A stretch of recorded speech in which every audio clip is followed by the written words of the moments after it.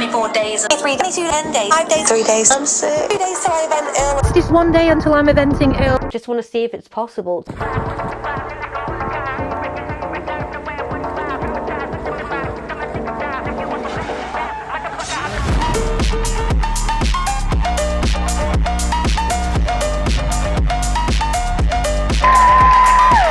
Sam from Salmonella TikTok. Earl is the grubbiest grey you've ever met. If you're new here, I'm Sam from Salmonella TikTok, and I've been sharing my journey to eventing for the past 3.5 years on this app.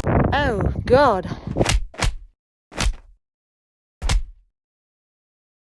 What the hell is this?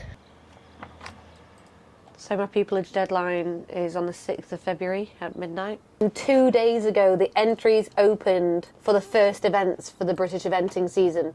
Josh. Wait. Yes, Hermione. I'm Harry Potter. Right. Yeah. Can you just have a normal conversation with me, please? It's rare that I can have a normal conversation. Before we put microphones on, you were just talking to me. I've got the bar to sort, pupillage to sort, work to sort, and then you've got a microphone on, you've got stage fright. What's happened? I've got shy. You Stop can tell. looking at me. Right, so what's your plan? Well, I want to tell you my plan for my eventing season rather than everything else. Can I just tell you about it? Because I've got a crazy idea. Seriously though, Josh, I want to go to badminton this year. Obviously, I want to qualify. It would be badminton 2026 when I actually make it to badminton, but I have to qualify this year for it. Why is badminton 90 or whatever size it is? Why is that different to 90 in Sheffield or whatever? So badminton was originally the event that everybody went to get themselves ready for the Olympics. But it was the big pinnacle jumps. of success, exactly. But in an effort to help people, it's called grassroots. Grassroots are for the lower leagues. It's like in football when you have the big dogs and then you have your lower leagues. My only problems last year was that I didn't event enough, but I feel like I could have qualified for Bramham last year if I just tried hard enough. There's Bramham. Bramham International, it's the equivalent of going to badminton but at 80 level. You can do that. I think I can do that. That was my original goal for this year, but then I spoke to Nick, who's an eventer, and I was just chatting to her about my goals, and she just said, like, why are you not going to badminton? Because you'll kill yourself. No, not at those fences. They're massive. Not those. You can't go from 80 to a 5-star just like that. So can you win? Yeah. What can you win? I don't know, but that's not the point. I'm not trying to win stuff. Why not? I'm probably not going to win badminton. I just want to get there, Josh. Even being there is like kind of wholly unrealistic. I think you can win it. Okay, now we've gone full 360 here. So why is it not achievable? I just have so many constraints. I'm a mum. You're basically an extra child at this point. And then the cost of eventing is crazy. I think I can actually see the price here. Good news, a BE80 and a BE90. Wait, they're all the same price for all of these here. £98.10. So you've got to pay the start fee plus the entry fee and the abandonment but then fund do you get that back? fee. No, you don't get anything back. Why don't you get the abandonment fee back? That's just like a little pot everybody pays in case that everything goes wrong, I think. £122.20 to enter the event. I need to go to multiple events. How many? Quite a lot. So I just need to get 2 double clears in a BE80, so I only need 2 events. Or I can get in the top 30% of a qualifying class. That's achievable to me. I have to get this, then go straight to there. Then I've got to qualify there to go there. You can't just go there. Does that make sense? Yeah, and then if you qualify at Bramham... No, you don't qualify at Bramham, you just win Bramham. But if you do that, can you go badminton? No, badminton's separate. I think I genuinely could get to Bramham. I'm not saying I could win Bramham, but I feel like I could get to Bramham, you know? To go to badminton... Yeah, if all you have to do is not knock a pot. Oh my God, Josh. That's all you have to do. Imagine if it was that easy, then we would all qualify. They're both 2 double clears. I need to get in the top 10% at regionals to get to badminton. And the top 10% is the hardest bit. Like, this is hard enough, but What puts you in the top 10%? So the way that eventing works is you're looking for the lowest dressage score and the least amount of penalties is the easiest way to explain it. The first year I evented, I only did 1 event. That was my first ever event. Aspire Equestrian sponsored me. They offered to sponsor me to event Earl. Most people would go unaffiliated and then go affiliated, whereas I just went straight in at BE because I just thought, go for it. You know, they did give me the option. They said, do you want to just do Go BE rather? But I said, no, sod it. Like, I want my first ever event on my record. I got 1 pole down and 1 run out.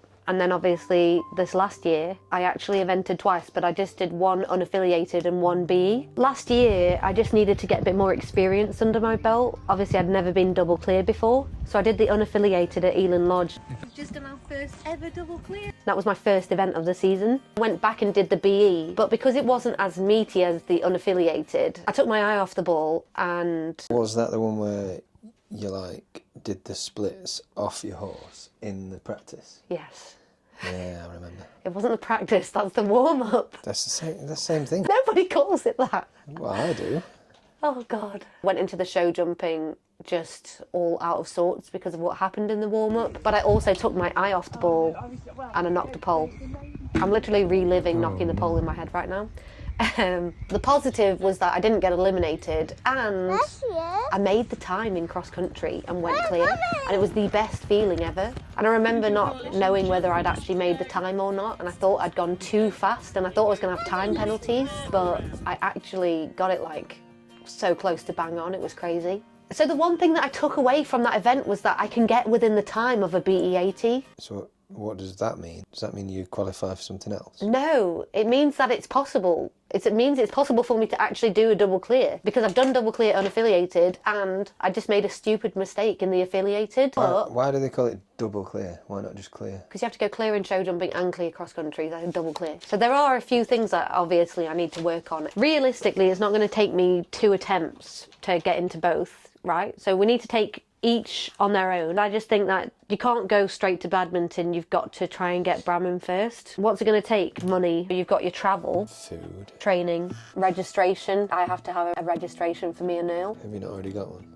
No, mine's run out. What's that? Well, they do pay G, but I can't qualify for badminton unless I'm on introductory. The website is just so hard sometimes to navigate. There's just so much information. So these are the memberships, but it says if I pay by direct debit, I can get it for £85. Earl is grade 4. Even though he does actually have some foundation points, it seems to me like he can still qualify, because some horses can't qualify for badminton because of their status, but that would pay for the full year. Yep, so me and Earl, entry fees, let's say £125 per entry fee. It's not, it's about £122 and some change. Travel, obviously that all depends on where it is at.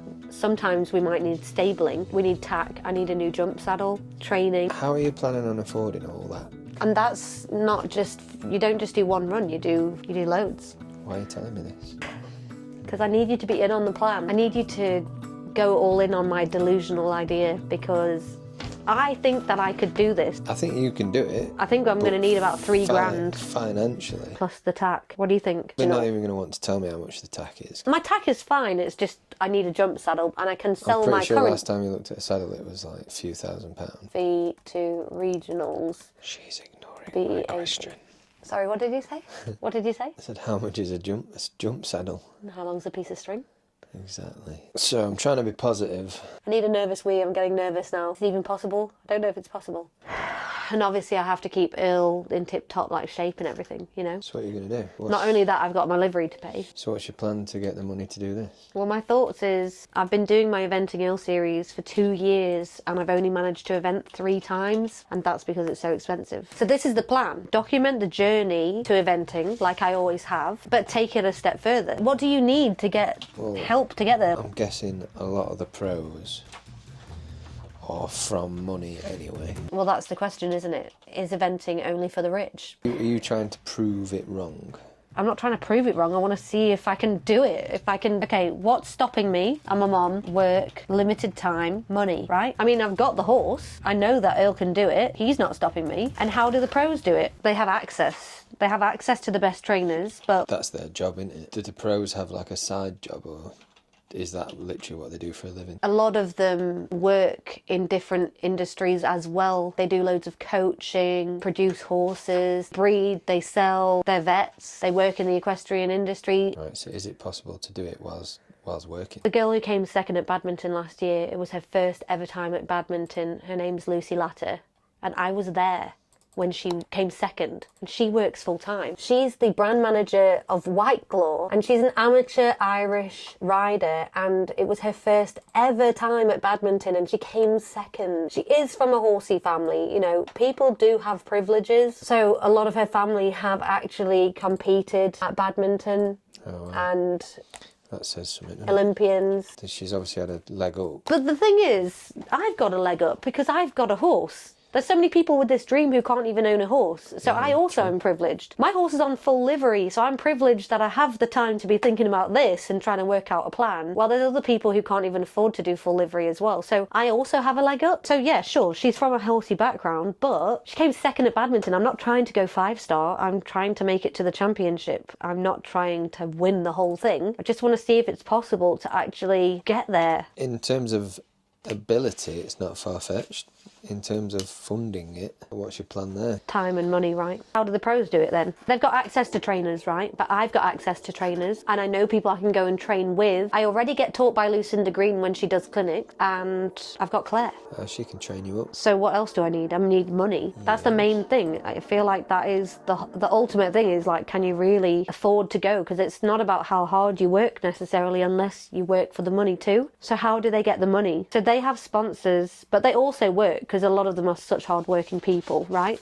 So how are you going to do it? I'm just going to get sponsors and work. That's what I'm going to do. I'm going to sell some stuff. Are you allowed to say, I'm going to get sponsors? Yeah, I'm going to get sponsors. I'm going to do it. I'm going to take everyone along for the ride. The whole thing of my Eventing Earl series for the past 2 years is telling people, come along for the ride. And so I mean it. Like, I'm going to bring everyone along for the ride. I've obviously shared the good, the bad, and the ugly of my journey to eventing. When I'm terrible, when I'm good, when things go wrong, when things go right, right? Yeah. But one thing I haven't shown is the behind the scenes of how I make my content, which is something people ask me about all the time, is how can they be a content creator? How do they get the brand deals? And I'm going to share that. Like, I'm going to bring everyone along for this journey of trying to get the sponsorship, trying to make the money, and trying to see. And I'm going to document the whole journey, including trying to get the sponsors. For me, I've already been making content online for 4 years. I got sponsored to Event Earl for my first ever event. They saw something in me then, so why wouldn't anyone else see something in me now? I've proven that I work hard, can go double clear, and I can get inside the time. I want to see what does it take to become an eventer. I want to talk to professionals, and I want to see how do they do it. And even if they're not an eventer, whether it's in another discipline or what they do, I want to know what does it really take to become an eventer. But there's one more thing. I want to give back along the way. If there's one thing that you asked me as a child, what do I want to do with my life? It's just help people, right? Yeah. I've always believed in that, and when I made the most amount of money I've ever made on TikTok, I paid for like an entry fee or the equivalent of, because I genuinely believe in my community. Like, I want to make this journey not just about me. I want to help other people to do it too. I can't even afford to event just for me, so I can't pay for someone else to event, but I can help people along the way. For me to help other people, I need to make the money and get the deals. But for me to get the deals, what do I need? For YouTube, I need 4,000 watch hours and 1,000 subscribers. On TikTok, I just need people to just continue to watch my content and follow me, because brands want to work with people with more followers, more engagement, and who are genuinely like interested in what's going on, right? I need people to follow me. I need people to subscribe, and I need people to watch. And then, like, what do we do? Do we do a giveaway once I've hit the monetization target? Yeah. I'll work on that. But along the way, I'll see what I can do. I'll see if brands want to help out. And then hopefully along the way, we can help other people to do this too, right? Definitely. Just don't know if it's possible. Why don't you think it's possible though? It's not just because of money. Like, I'm 35. I googled, is it too late to become an eventer in your 30s? And there was a forum where someone who was 16 asked, is it too late to become an eventer? How do you think it's not possible when you do the impossible all the time?